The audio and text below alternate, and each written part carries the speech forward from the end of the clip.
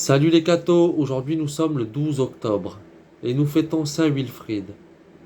Un fait extraordinaire signale la naissance de Saint Wilfrid. La maison de ses parents semble enveloppée dans un incendie. Les voisins, effrayés, accourent pour éteindre le feu. Mais ils s'aperçoivent avec admiration que le feu s'élance vers le ciel sans rien consumer. C'est ainsi que brûlera le flambeau du zèle de Wilfrid dans la sainte Église de Dieu. Tout jeune encore, il résolut de se donner au Seigneur.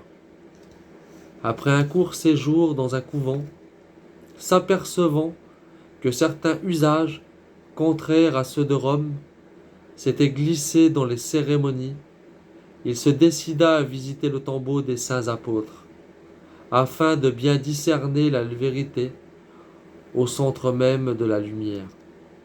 Wilfrid fut un des premiers anglo-saxons qui eurent le bonheur de faire le voyage de Rome, alors si long et si pénible. Bientôt, le pieux pèlerin aura beaucoup d'imitateurs, et ce pèlerinage sera en grand honneur en Angleterre grâce à son exemple.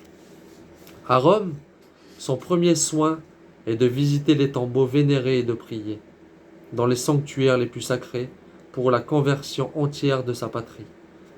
Sa prière est exaucée, car il remplacera lui-même dignement le grand moine et pontife, nommé qui, à la voix de saint Grégoire le Grand, avait porté aux anglo-saxons les prémices de la foi. Après un séjour de quelques années dans les Gaules, Wilfrid rentre enfin dans sa patrie, où son dévouement aux usages de Rome lui attire des ennemis et des admirateurs. Il n'a que 30 ans quand le pieux roi Alfred lui fait accepter l'évêché d'York. Sous sa houlette, l'Évangile prend, dans ce pays, un développement merveilleux. Les monastères se multiplient. De magnifiques cathédrales s'élèvent sur le sol anglo-saxon. Le saint évêque préside lui-même à la construction de ces édifices grandioses qui ravissent d'admiration des populations à demi barbares, chez lesquelles l'on ne connaissait encore que les édifices de bois. L'évêque, civilisateur, ne se bornait pas à l'organisation matérielle.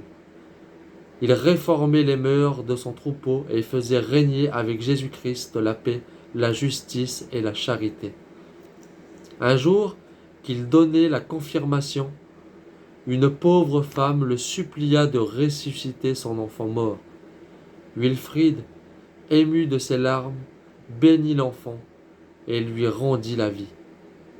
Incapable de céder à la peur et de manquer à sa conscience, le vaillant pontife est déposé et exilé plusieurs fois. On lui rend enfin justice et il achève sa carrière en paix. Que Dieu vous bénisse et à plus les cathos!